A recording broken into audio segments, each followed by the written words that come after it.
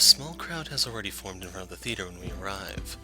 The Lift Fest, short for Luxborn Independent Film and Theater Festival, attracts a bigger crowd annually, and this year's no different. I've only been to a few indie film screenings with Zach, so I'm not an expert on the matter, but I know that for people hoping to make a break in the industry, getting your film recognized by a local event like this is already a big deal. Especially for a newcomer like Zach. He hasn't even won an award, but just getting a confirmation letter that the festival committee wants to include his movie in this year's lineup already put a grin on his face for weeks. Speaking of the guy, he's impossible to miss. At 6 feet, he appears to loom over most of the moviegoers, and with his large build and heavy voice, there's no surprise when people give him a wide berth as they pass by. It's often easy to mistake him for someone intimidating at first glance. I did, back when I didn't know any better. Ash did too, I heard, once early in their friendship. Oh, there's Zach! Hey, you guys! Long time no see! Zach's face lights up with a smile of his own. He moves towards us with careful steps, taking a significant effort to make himself smaller so as not to bump or accidentally hit anyone. Typical Zach. As he nears, Ash casually raises his hand in greeting and... Sup, Z-Man, my main man. What's crack-a-lackin', my homie? The awkwardness that descends within the immediate vicinity of our small group is palpable enough. Somewhere to our left a girl giggles, and only then do I become aware of my mouth hanging open. I'm almost amazed how Ash can say that out loud with a straight face. Almost. Considering his track record, I should be used to it by now. Zach seems to be. Yo, stop trying to act black, Ashton. And you're the only one who calls me Z-Man. There's fondness underneath his exasperated tone. If this were any other person, he'd likely be offended, but years of friendship and familiarity have made those words harmless to the other's ears.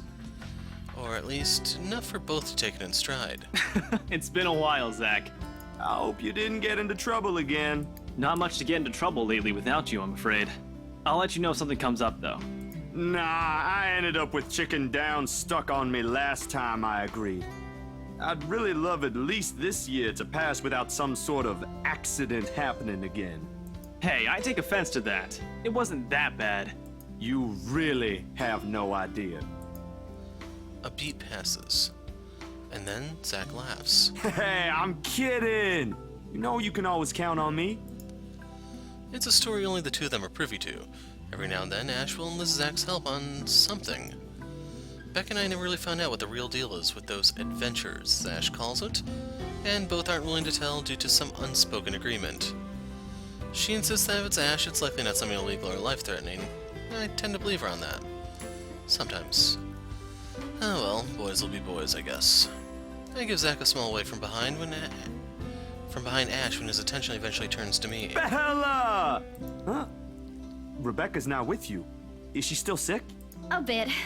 But she's up and went to work this morning. You know she doesn't listen to anyone that's not Ash. Yes, she does. No, she doesn't. You're literally the only person she'll listen to when she's feeling stubborn. And it's true. They've known each other far longer than any of us in the group, childhood friends and all. But don't worry, Zach. She's probably on her way here now. She promised she wouldn't miss your movie. Isabella! Oh, thank goodness!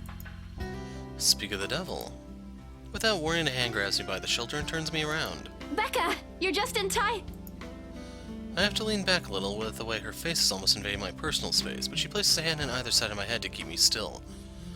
So in case you don't remember, Rose has already reached out to Becca to pick up Izzy.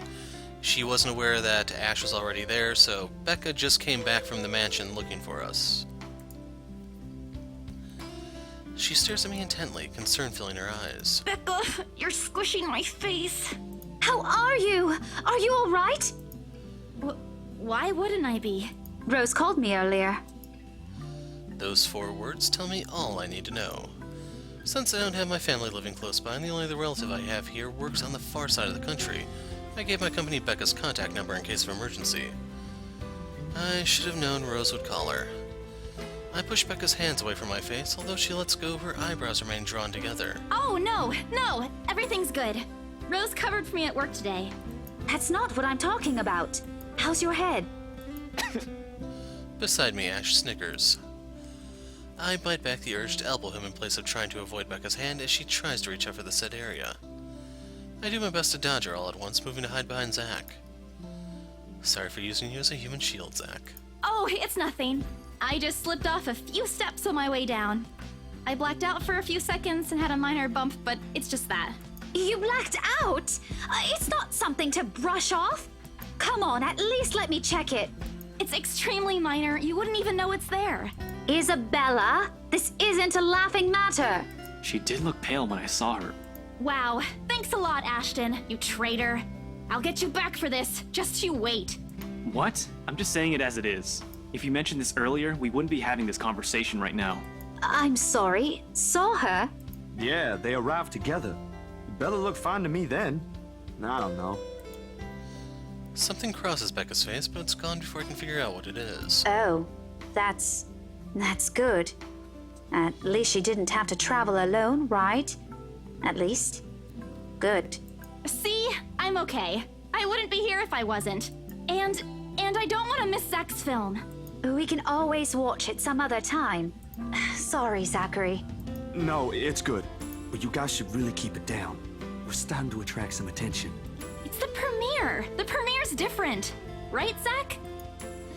I shoot him a pleading look. Zach's a sensible guy. He'll understand. Please understand. Not really.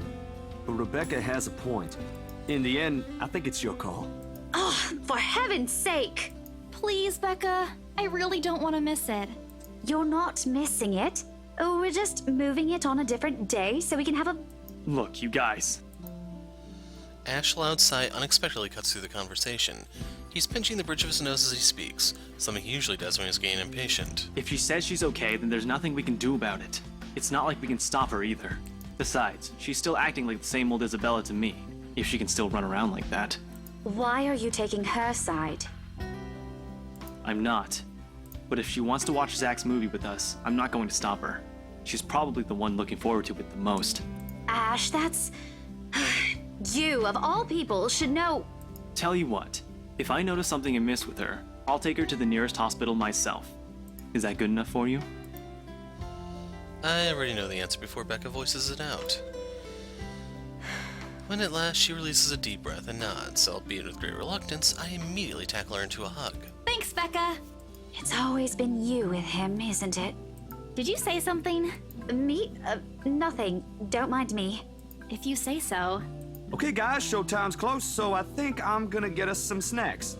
My treat. And then let's head inside. Anyone here has a smaller bill? I think I do. Hold on. I pull myself off from Becca to get my wallet from my bag, and What's this? it's already in Ash's hands before I can even react. Behind him, Becca and Zach are both giving the piece of paper an intrigued look. No! Give it back! It's just a paper. I don't care! Give it! Looks ancient, too. Why do you keep this around? I try to reach for it, but he holds the paper way above his head. I've never been particularly sensitive about my own height, but right now I really wish I had that advantage over him. Don't open it! What's the big deal? It's not like it's a love letter. I don't see any reason to... Hold on a second. This is, isn't it? Even if it is, it's not for you. Okay. Now I'm curious. I'm telling you, it's nothing like that. It's... The rest of my words are lost when he unfolds the paper. I can't breathe. My heart feels stuck in my throat, pounding, threatening to burst out. Vaguely, I note how my hands are trembling at my sides. Clasping them together doesn't do any good. They're still shaking, but I hang on to them regardless. The awful, sick weight that has taken its core in my stomach back in the open house returns full force. How do I fix this? How do I fix this? How do I fix this? Someone please. Today's turned out to be a horrible nightmare. Send this to 5 people or else. Well, that's... interesting. Guys, I think we should listen to Bella first. Aren't you a few days early for Halloween? Ash waves the paper in front of me, giving me a fleeting glimpse of its contents. I don't need to see. I don't want to see. The letters, the words, every stroke written in blood is already embedded in my mind. Maybe I should have just thrown it away when I had the chance. That way. That way. It's not a prank. It makes all of them stop. Even I'm surprised with how steady my voice is. What did you say? This isn't a prank! I saw something! Hold on. Are we still talking about this paper? Or is it about the urban legend again? Both. I know it sounds ridiculous. You're saying this is a primitive version of a chain letter, and now that we've seen it, we're now cursed. You've got to be kidding me. See? This is why I didn't want to tell you guys. Isabella, aren't you taking this a bit too far? It's not a joke. Will you guys listen to me first? I saw something in the house earlier. It stood right in front of me. If I hadn't gotten away, that thing might have... Right. And in broad daylight, Isabella. Even someone gullible would find the logic in that screwed up. There's also no way in hell that this supernatural shit is true. But it's real! What do you think I saw? A hallucination? A delusion? Didn't you say you fell down some stairs? So maybe Rebecca's right. It happened after, when I was trying to get away. I almost got stuck in the same room with that thing. We're all in danger. I thought you were my friends. Why don't you believe me? We are, and you know that. But this thing and that thing has got nothing to do with the other. When Rose called earlier, I thought she's just exaggerating. But based on what I'm seeing right now, maybe it's better if we really postpone this for now. Don't bother. Without another word, I snatched the letter out of Ash's hand, stuffed it into my bag with more force than necessary. I'm tired. I got cursed, saw a ghost, probably lost a sale, got kicked out of the open house I'm supposed to be hosting, my own friends won't believe me, and all of them think I'm crazy. To top it all off, there's a dull ache at the back of my head, begging for a little attention I can't afford to give right now. Honestly, there's only so much a person can take within a single day. I just want to go home, curl up in my bed, and never think about today again. But before I can take a single step away from the group... Guys! Zach rarely ever raises his voice, even when there's a point he wants to drive home, and in hearing him take on that tone completely throws me off. Even Ash and Becca. Whatever harsh words yet to come out from the argument immediately die on our tongues. Why don't we all calm down first? I'm sure Isabella has her reasons too. No need to be hard on her. And hey, ain't this supposed to be a happy get-together? We haven't seen each other for months. I'd really love to know what y'all have been up to. I only ever get to talk to Bella over chat. Please. He has a point. Ash, for all his attempts to look cool and distant, has also been looking forward to this. He even took the time to call this morning for a reminder. He never does that. Becca too, I'm pretty sure that's another reason why she got out of bed today. Yet despite Zach's attempts to line things up where Ash's and Becca's acquiescing gestures, the tightness in my chest remains. I should have just kept it to myself, or at least went with the idea that it's a prank. If I did, things would not have turned out the way they had. No sour mood, no bad vibes. Careless, so careless. Maybe leaving is the better decision for all of us. So last time we went home, this time we stay. Any other day I'd excuse myself and go straight home. So we lost favor with Rebecca, gained it with Zach, and maybe Ash too, I'm not entirely sure. But this is something special to Zach, something he worked so hard to bring to life. I should know better. I might be having a bad day, but being with the few people I care about far outweighs the idea of spending the rest of the day throwing a tantrum alone in my room. And what if the thing in the attic follows me home? I don't want to be left with my thoughts either. I can still see it whenever I close my eyes. And maybe, if I stay, let our heads cool down first before telling them what happened, they'll listen to me. There's nothing you can't solve with a calm head. One step at a time, Isabella, that's what Mama used to tell me. Besides, I don't have the heart to ditch Zach. A smile is back on my face when I look at them. If we keep arguing here, we're going to miss the first few minutes. All right, that's the Isabella I know. Oh, good. I thought for sure you were going to cry. This time, I really do send an elbow straight to his stomach. Stupid Ash. Being vertically challenged has its perks too. What was that for? Stop calling me a crybaby! I'm not one! Aw, don't cry. Stop it! Okay, scaredy cat then. That too! If you repeat that, I swear I'll... Let's just go. Without another word, Becca goes inside. She doesn't even stop to wait for us when I call after her. Ash and I exchange looks at that, the same question likely swimming inside our minds. Did something happen at school after I left? Is she having a bad day too? I'll try asking her about it later, I guess. So, you guys go catch up with her. I'll go get us the food I promised. But you'll miss it. Didn't you say watching a movie without food ain't fun? And it ain't like I haven't seen it. I made it, remember? I'll be in there soon. One friendly tap on my shoulder and then he's gone. A few moviegoers are still milling about, some are still waiting in line for tickets, but otherwise most of the crowd are already inside. There's nothing much for us to do here now. Not a word of protest comes from me when Ash gestures for the two of us to head inside. And then? Are you sure it wasn't one of the cleaning crews? Absolutely sure. Somehow, halfway through the movie, the conversation steered towards what happened in the mansion. To be fair, Zach was the one who brought it up again. In his own movie's premiere. Now, the film's just serving as a background noise while we're speaking in hushed tones, careful not to disturb anyone inside the small hall. Well, except for Ash. I just hope we don't end up arguing about it again. We don't get kicked out for sure. Though with how loud Ash's voice is, we'll probably get thrown out way before any argument happens. Only Becca still remains engrossed in the movie, completely ignoring us. She's been quiet the whole evening, speaking only when referred to. If I know any better, I think we did something that offended her. Did we? And then I ran. You heard what happened after. I still think it's something else. It was standing right in front of me, Ash. He's one of the smartest people I know, but geez, he should learn to listen. Plus, didn't he say he doesn't believe in these things? Why is he in this conversation again? I heard what you said, but it's a small room. There are a lot of things someone else could have done there without your knowledge. If I could see it up close, maybe I can... I am not going back there.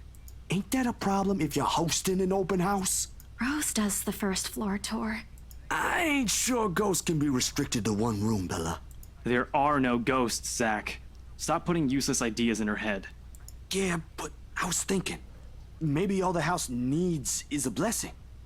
Wasn't it left uninhabited for years? Oh. The house did change hands over the years, from one distant relative of the Ermengardes to another. None of them bothered to live in it, though, and it remained that way up until its current owners decided to sell it. Why did I think of that? I didn't peg you as the religious type, Zach. Nothing like that, Ash. Who knows, though? It might bring something positive to the place.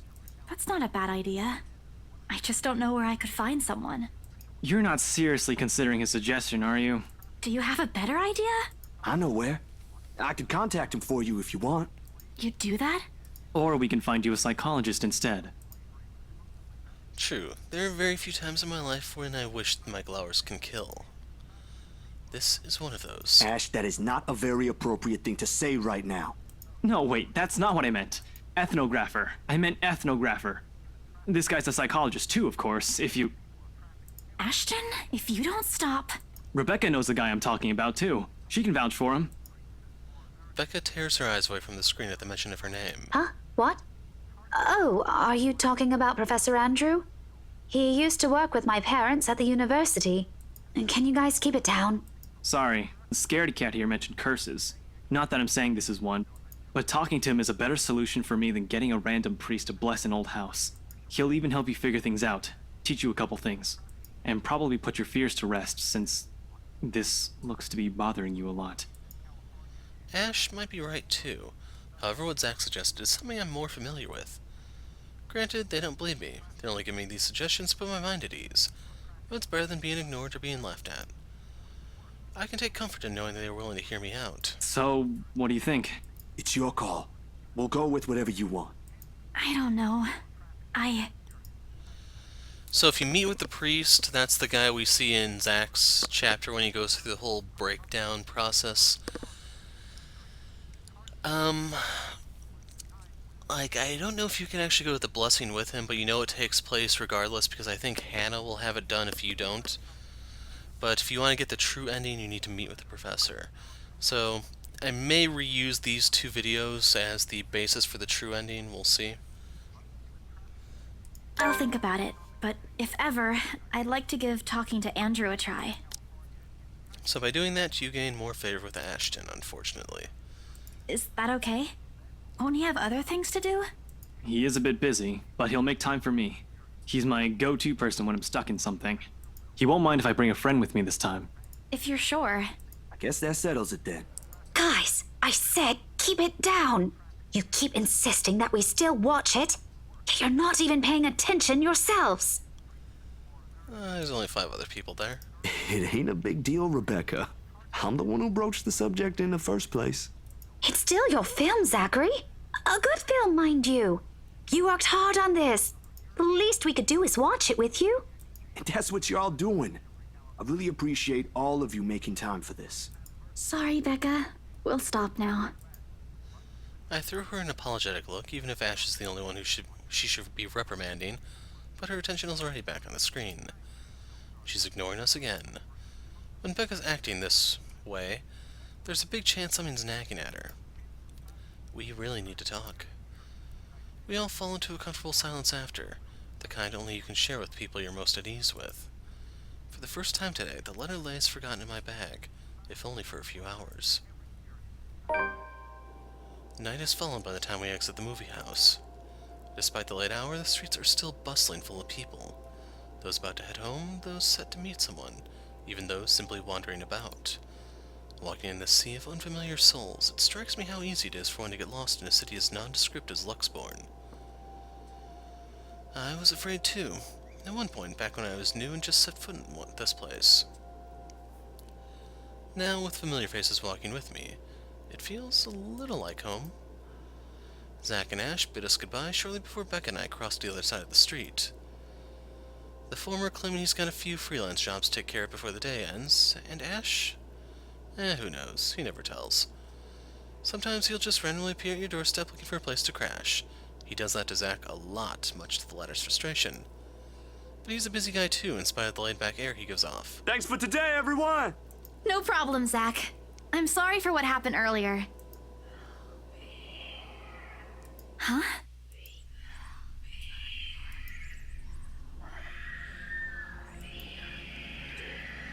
A sensation.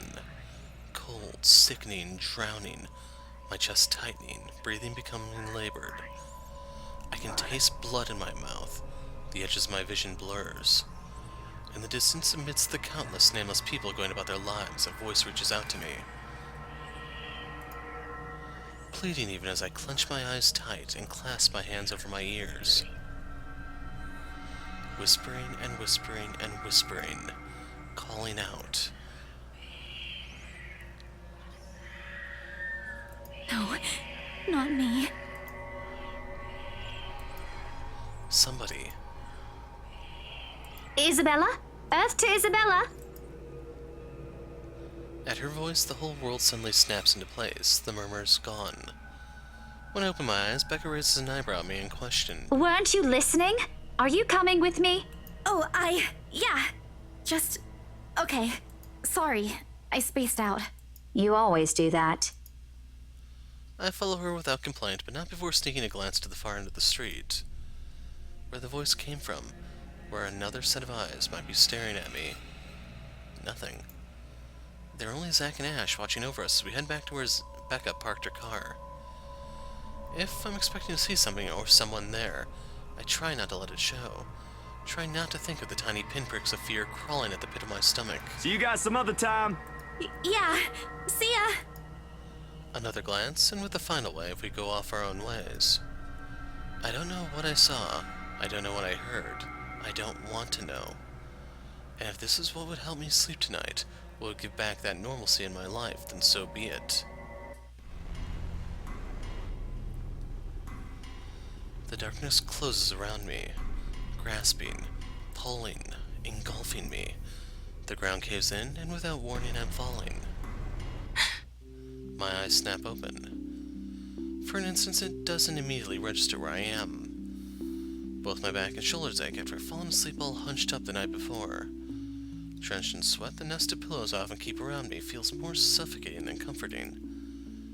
I let my eyes adjust to the bright morning light streaming through my window, and allow my breathing to slow down before entangling myself from the pile.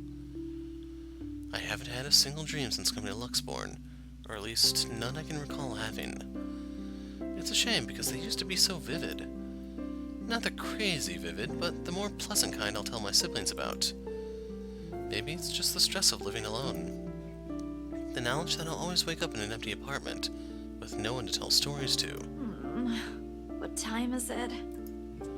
Habit forced me to look over at the clock even with the soreness weighing heavily on my shoulders and the compulsion to never leave my bed for the day. In a heartbeat, I'm up. Oh man, of all the times to oversleep. Towel? Towel? Where's my towel? Admittedly, it's a weekend. There's an unspoken rule that entitles me to extra hours of sleep. But if Rose didn't kill me yesterday, she sure as hell will now.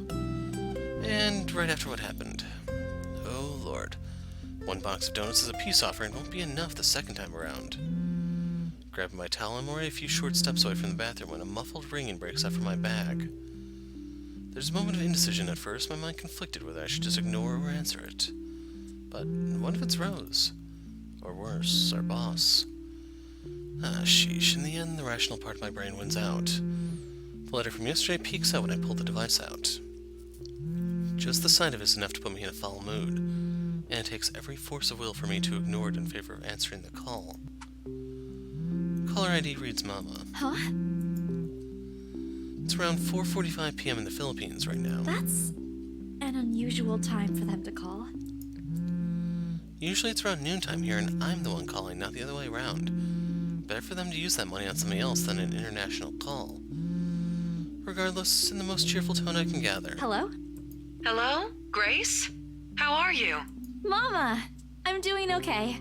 How are you guys over there? We're good, we're good. EJ won a storytelling contest at school the other week. Brought home a medal. I thought you should know. There's a tired lilt in her voice as she speaks. It's been there since Papa had to leave his job. I wish there's something I can do for her. But from miles away like this, the least I'm able to is not make her worry.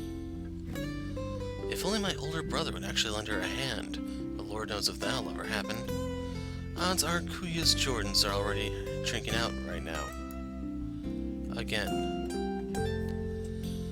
I can't count on my older sister either, knowing she has a family of her own, and, well, Aunt Anne's financial situation isn't exactly great right now, having run herself knee-deep in debt.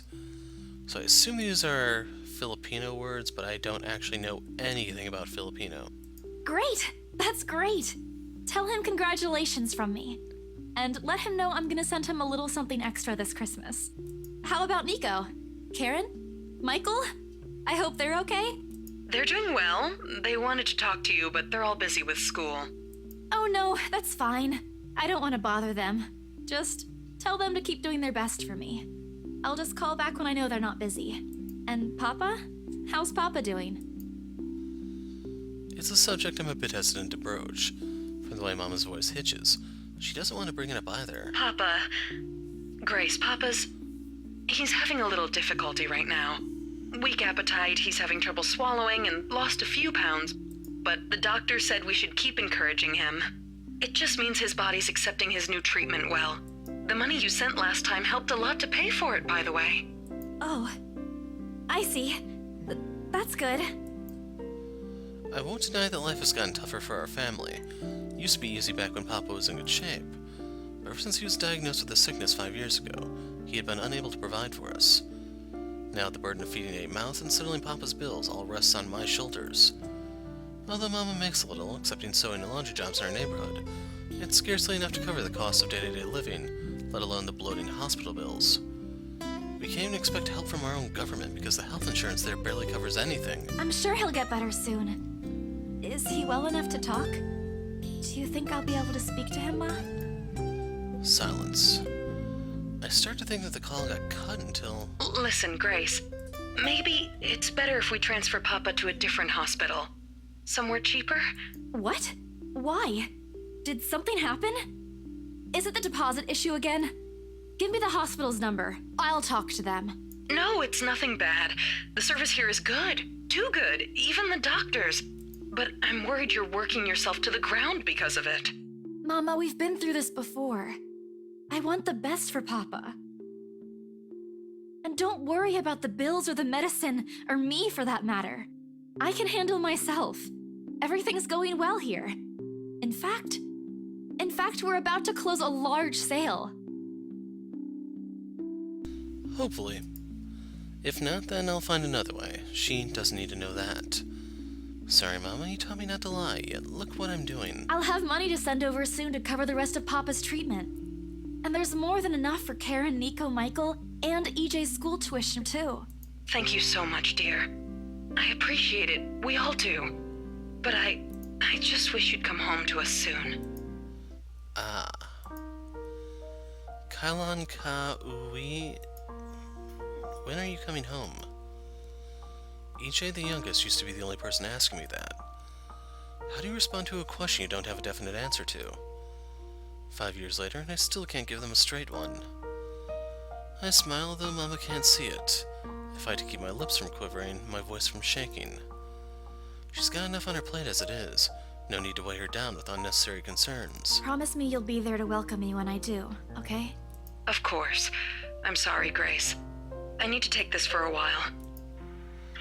There's a small commotion on the other end, the sound of gates opening, the voice of a child, EJ, talking excitedly about his day at school, the tapping of feet on the floorboards as he runs. It's been years since I went home, but I can still picture the whole scene in my mind. How tall is he now? Are the neighborhood kids bullying him now that I'm not around? Did Mama rearrange the furniture in the living room again? What are they having for dinner today? I miss them. I miss them so much. It's okay, Ma. I need to go too. I've got work today. I'll call again soon, alright? On a Saturday? Oh, never mind. Take care of yourself, dear. I love you. I love you. Bye. It ends with a soft click, leaving half-truths and empty promises hanging in the air. Closing my eyes for a moment, I take a deep breath and shake away the thoughts beginning to swim inside my head. It's pointless to mull over these things right now. Okay, Isabella. Time to get that mansion sold. Unfortunately, before I can take a single step away from my phone, it rings again. No doubt Mama forgot to say something. Mama? Did you forget anything? Excuse you? I'm too young to be your mom. Are you still sleeping? Hold on, never mind that. Get yourself in the office. Hurry! Office? What about the open house? Oh no. Is it Sir John? Did he hear about yesterday? Am I in trouble? Oh god, oh god, oh god! I'm gonna get yelled at, aren't I? What do I do? I'll buy you an extra box of donuts if... No, it's nothing like that. Will you calm down? Get yourself here, all right? I'll tell you everything then. There's the telltale din of several feet shuffling against the wooden flooring and an indistinct yelling in the background before Rose cuts the connection. That isn't in any way comforting, but it's enough reason for me to hastily discard my phone and finish my shower in record time. I make it to her office within 20 minutes of leaving my apartment, completely disheveled and out of breath.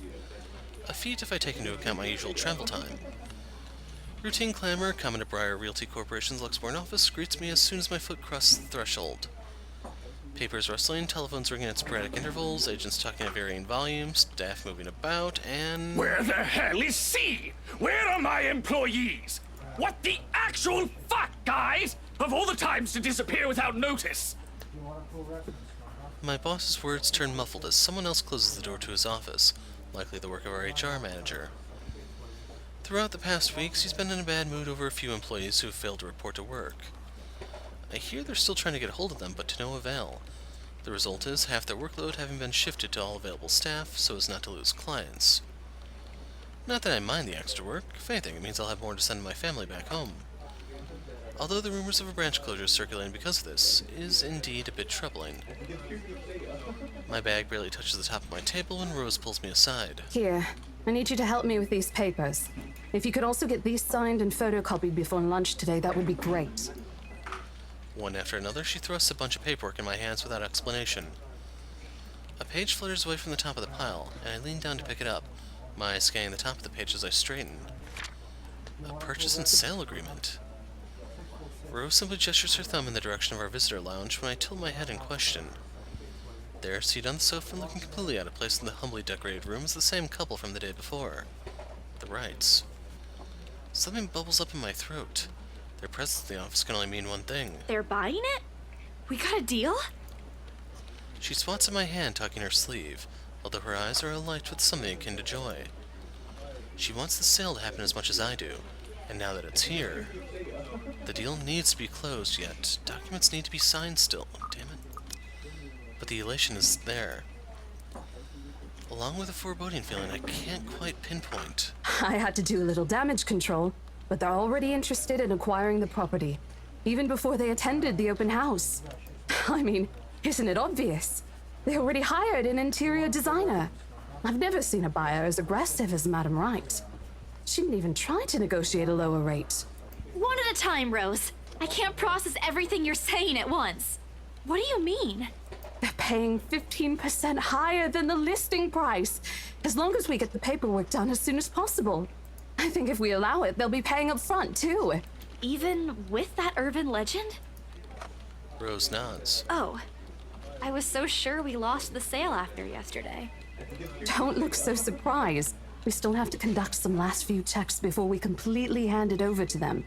Please. I'll happily do the paperwork duty, Rose. I'll even go to the land registry myself and make sure the property changes hands with every single legal blessing. Don't they have better things to spend money on? I'd haggle it down to the lowest possible price if I were in their place, especially with the stories attached to it. Not that my opinion matters one bit here.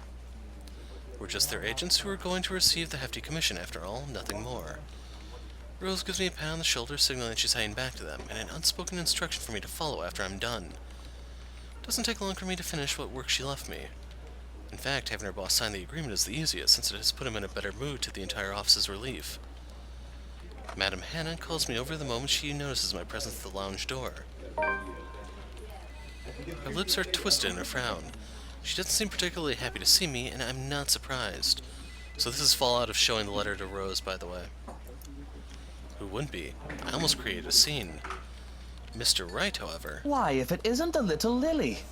I trust you're feeling well now. It's Isabella, sir. Not Lily. I appreciate your concern. I'm feeling better now. I really don't understand why they can't get my name right. It's a fairly common name. Shouldn't be too hard to remember. Regardless, I hand them their copy of the agreement. I believe I can take that. Thank you very much. With how elegantly she plucks the paper off my hands, it's easy to think that there isn't any trace of irritation in her. But it is there, radiating her stiff stance, and the way she's standing at a fair distance from her husband, and how the two look to be ignoring each other. Seeing this scene, it soon becomes clear to me that I'm not the one who has put her in a bad mood. Did they fight? Most probably. I've seen it happen dozens of times with my previous clients. It's a shame, especially with their new mansion. I never did like it when my own mama and papa fight. I hope they'll make up soon. Apparently satisfied with what she's seen, Madam Hannah claps her hands together before extending it to us for a shake. Rose and I release the breath we've been holding, both of us more than happy to return the gesture. That settles it then? Are you really sure about this property, ma'am? We could easily find you a bigger one among our current listings. Something with a modern touch? Something not haunted, perhaps. Rose shoots me a warning glance that clearly says, don't make a scene, we're almost there. Of course. Why wouldn't I be? The house is absolutely perfect, isn't it, darling? A helipad would still be a nice addition. Yes, well, we'll get there eventually, love. As I was saying, if your partner had the documents yesterday, we would have bought it right there immediately. Shame she didn't have it. Well, there's still a few necessary documents we need you to sign after, but we'll let you know once we have those finalized. We'll be handling the process for the rest, so don't worry about it, ma'am. Within a week, I hope. We still have a housewarming party to plan, after all. You know how much thought should be put into those things. There are servants for that, darling. Love, servants or not, you're going to make people listen to your input nonetheless. No more than a week, ma'am. Barring unexpected delay, of course. You can leave it to us. Excellent. Well then, I'll leave you two to it. It's been a pleasure doing business with you. Oh, and before we forget... She discreetly folds something into both our hands and winks, a finger raised to her lips demanding our silence. What happened the day before was quite unfortunate. But you did get us what we wanted in the end. That, at the very least, is commendable. But this is... Ma'am, I can't accept this. Don't you worry, darling. It's a small thing coming from us. Consider this your bonus for a job well done. She smiles sweetly like this is simply the most normal thing to do in the world. Oh, before I forget, my lovely interior designer would appreciate it if you hand her a copy of the floor plan as soon as possible. She's dying to work on the house. You can do that, yes? Here's her contact. Certainly, ma'am. We'll have it processed as soon as possible. I knew I could count on you, lovelies. I hope to see you too soon so we can get this closed. Just like that, transaction over and done with. My mind's still reeling even after they've left. Other agents would kill to have clients like them. Part of me feels lucky about the fact. No lengthy negotiations, no sudden change of minds. Just talk, signatures, a few handshakes here and there, and we are done. The other part. A second ago, we sold a haunted property to 2 innocent clients.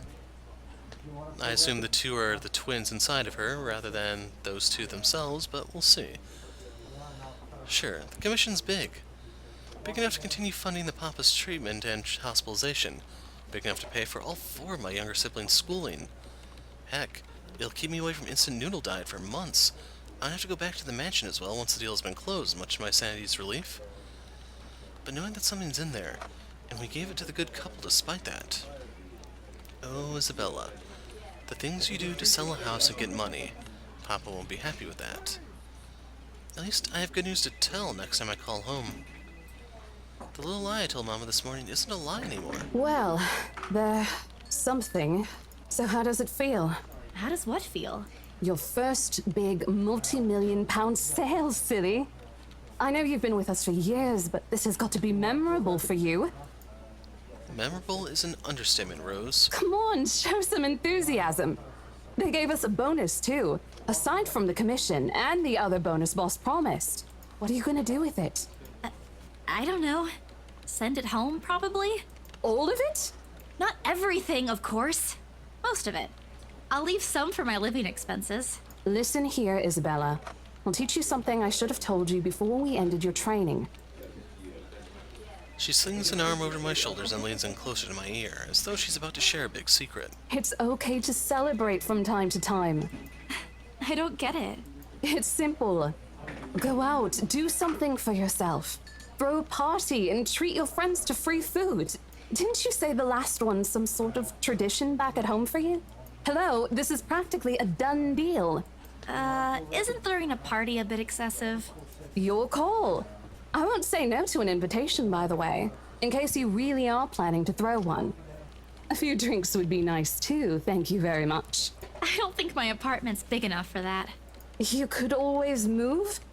Bloody hell, you're working in real estate. I think I'll pass. That's too much of an unnecessary expense for me. But I did promise Becca free lunch in case the sale goes well. You go do that. Hold on a sec. She quickly removes herself from me to answer the phone on her desk. Her tone shifts from playful to professional in the span of a few seconds. Today? Not a problem, ma'am. I could bring you a copy of the contract if... Must be another client. Nothing surprising there, she's one of BRC's top agents no matter how modest she appears. A saleswoman through and through. I, on the other hand, have very little knack for it. Of course I learned, eventually, I had to. But someone else will, without a doubt, do a better job. Once, though, in a drunken stupor, Rose told me a story of what could have been. Years ago, wide-eyed and young, brimming with yet-to-be-fulfilled dreams and ambitions, she was a term or 2 away from a nursing degree. Out of courtesy, I never pressed on the matter further. But perhaps it's where the sense of fondness started. A small connection, due to one similar experience in our respective lives, of goals we both let us pass by because of the circumstances we're in. I'd be happy to discuss this over tea, ma'am. All right, I'll be there. Thank you. New client? Reassigned.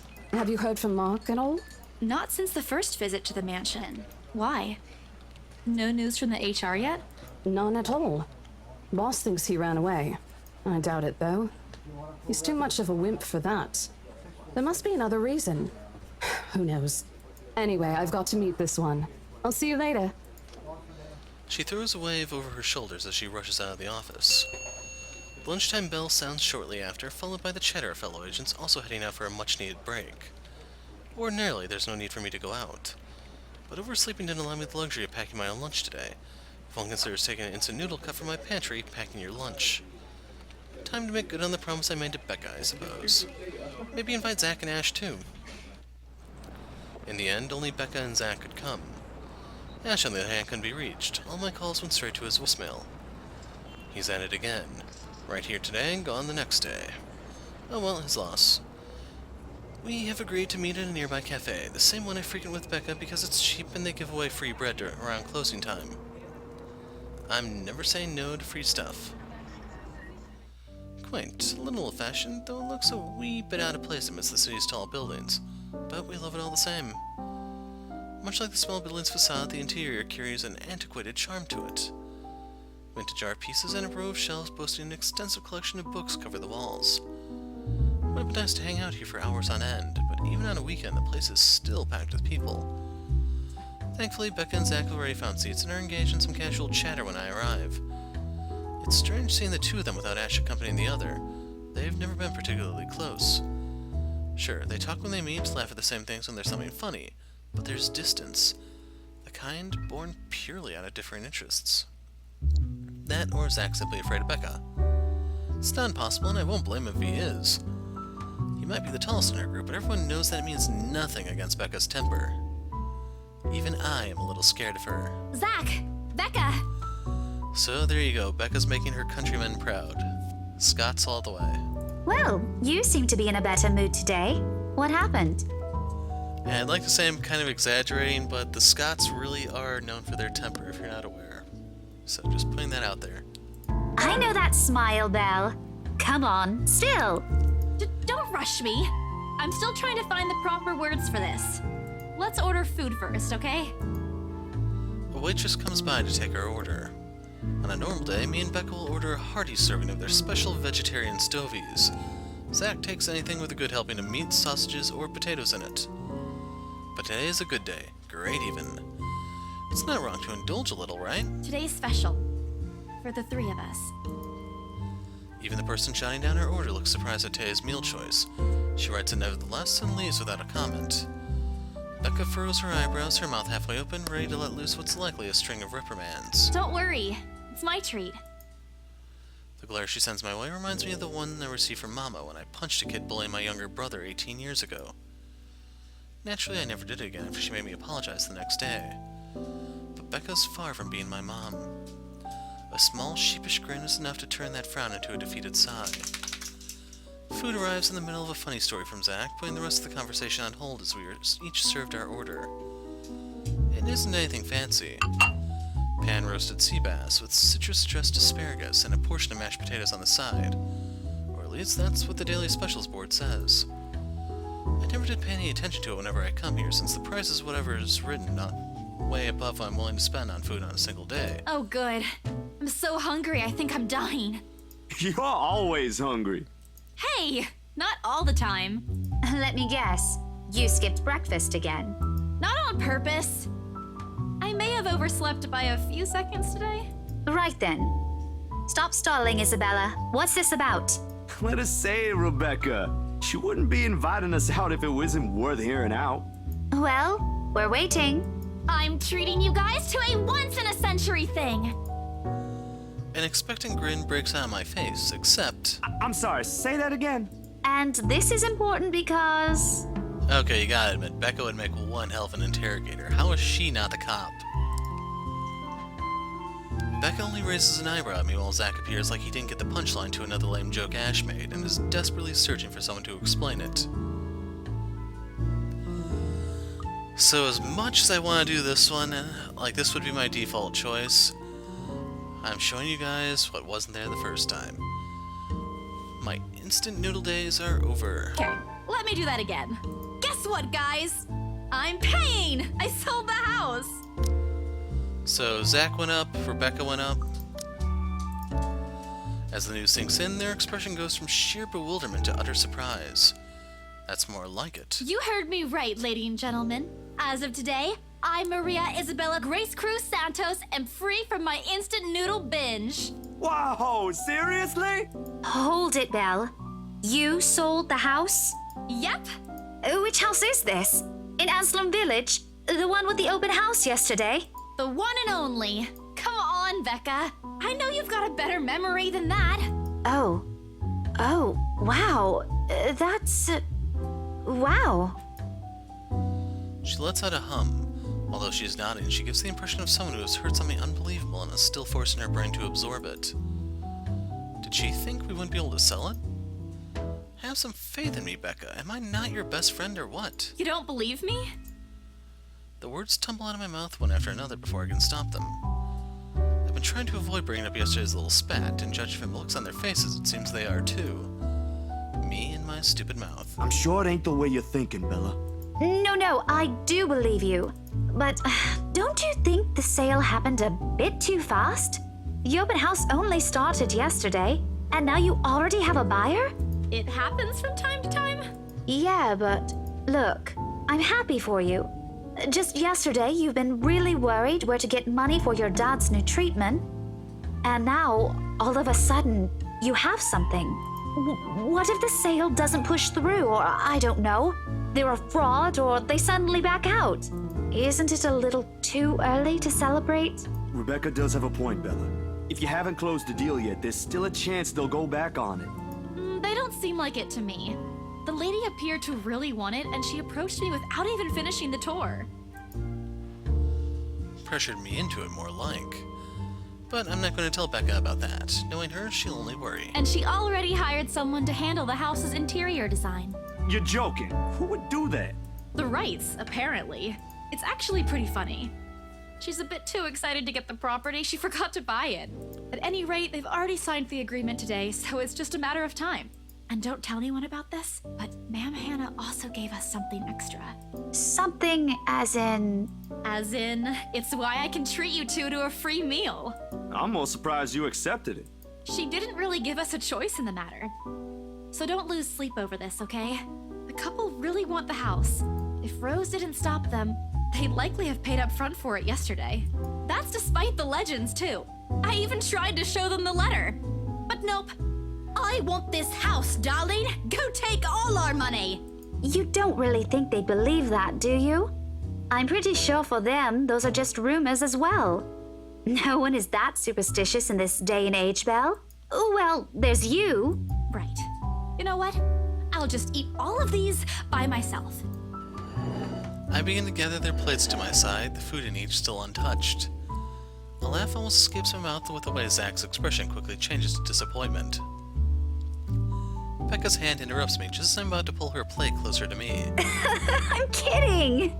Don't go all pouty on me again. I'm just concerned you'll get hurt if this doesn't happen. I know how badly you want to close this deal for your papa. I'm sure he's gonna be fine now, though, with the money. They don't know yet. I think I'll call them tomorrow. Let them know things will be easier. Mama said this morning he's showing progress with the new treatment, too. It's just a matter of time. I allow myself to smile, genuine and uninhibited.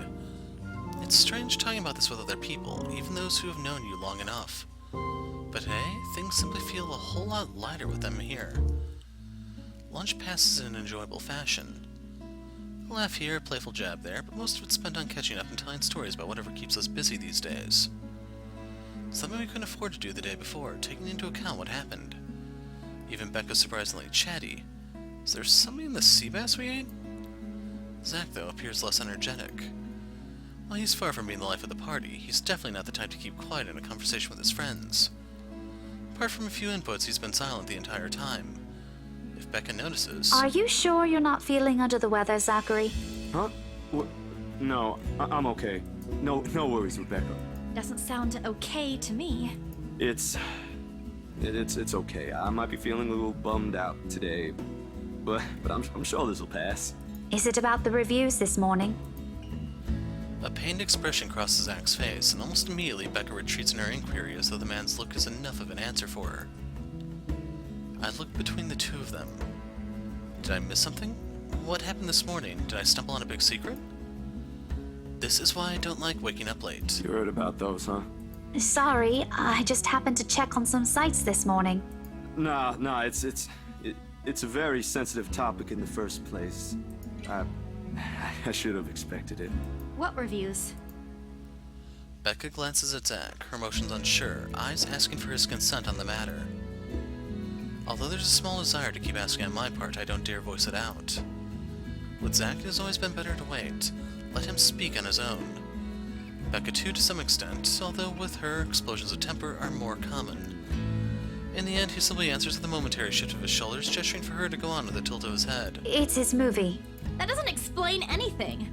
Stop dangling the information, Becca! Zachary, I'm not the one supposed to be telling her about this. At the end of the day, it's still your documentary. Is it something bad? Not bad per se. You guys don't need to dwell on it much. Bad? Listen here. I wouldn't trivialize what those bowheads wrote if I were you. They're ruining other people's jobs. From how her tone rises in anger, it seems like she's the one slided in on Zach. A snicker escapes me, which I promptly stamp down on as soon as she sends me a hard look. This isn't a laughing matter, Isabella. Some bowbag just insulted him. Calm down, Rebecca. Those are just reviews, and it happens a lot. I do not ken about you two, but calling the entire film an out-and-out drivel, you're better off watching an educational kids' TV show, and worst 1.5 hour of my life, among other things, isn't exactly a critique any decent movie reviewer would say. If you could call that a critique, did we even watch the same film?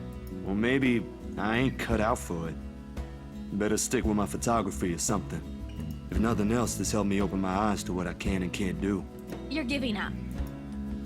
It wasn't a question. It was just something experimental I did on my free time anyway. It's no big deal. But you worked on it for months. Doesn't look like it matters for those people. Don't say that! My palm strikes the table, sending the tableware on top clinking against each other. I haven't even noticed when I've risen from my seat. But here I am, chest heaving, looking down at him in the same manner a teacher will at an unruly student. Becca's probably proud.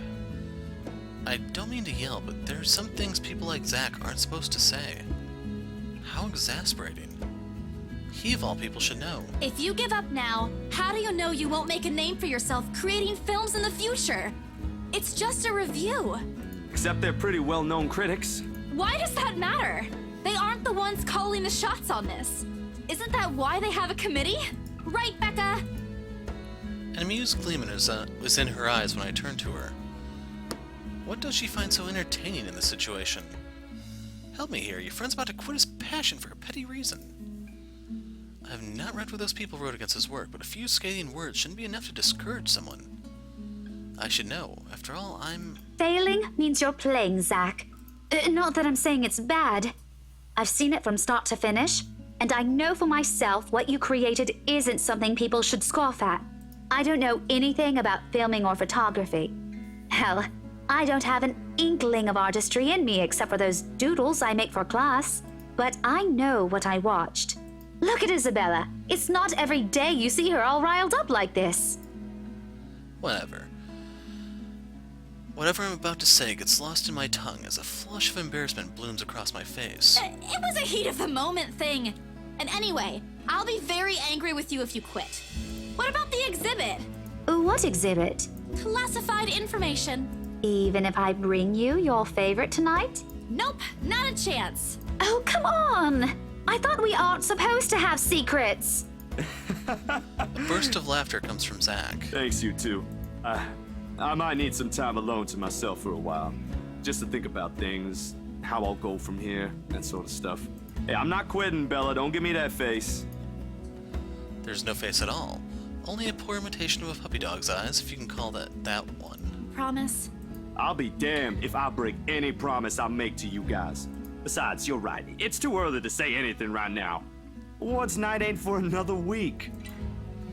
And that's all the answer I need from him. As sentimental as it sounds, there's fulfillment in knowing another person you know won't take the same path you've walked. It's not like it's over for me, though. I've still got time. I can still come back. Do my own thing. Do what I really want to do. Surely, once Papa recovers, once I'm done with everything. Inside my bag, my phone buzzes unexpectedly, breaking the pleasant afternoon lull. The screen shows Rose. Hey, Isabel. You at the office? Ha ha. Very funny, Rose. I'm hanging up. Don't. I'm kidding. thing. BRC says the floor plan copies are ready for Miss McCullough to pick up. She states that as if it already explains everything. Then out of the blue, she launches a long rant about the awful state about Luxbourne streets, betraying her cheerful greeting. All of which she says in a single breath that I can barely keep up and make a single word of. I stay quiet, if only to avoid becoming the next subject of her frustration. She's similar to Becca in that regard. I'm stuck in horrendous traffic right now. Bloody stupid drivers. When she has finally run out of things to complain about and stops, what she says next still has none of what I'm hoping to hear from her. Just a quick mumbled plea for me to meet the rights interior designer in her stead, and Anyway, I'll leave it to you. Bye. Thanks. Classic Rose. She ends the call without even asking for my input. So I'm going to put the break here. Normally, like for last time, this is a fairly short chapter, but we're actually doing more events this time, which is going to draw it out. And the other thing I wanted to talk about was Isabella's father, just in case you weren't aware. They don't completely specify what his disease is, but based on what they're talking about with treatments, the loss of appetite, and stuff like that, it's most likely cancer, I'm afraid. If you don't know, one of the side effects of chemotherapy can be loss of appetite, the weight loss that he's experiencing. That will be just because, for one, he's not eating as much, and then whatever he does eat, he's actually, unfortunately, likely to vomit, just because of the effect the radiation has on the intestinal lining. And that's pretty much the gist of it. Depending on what it is, he may not be able to walk, really, move, etc. It would also explain why he wasn't really able to talk, because the whole treatment thing does take a lot out of people, so they tend to sleep a lot more than normal, if you're not familiar. And basically, just in case you're wondering what was wrong with him, that's how I'm reading into it. It's possible with Isabella alive we may find out more later, but we need to get to those later chapters first. But in the meantime, I'm the Hero of Light. Thanks for watching, and goodbye.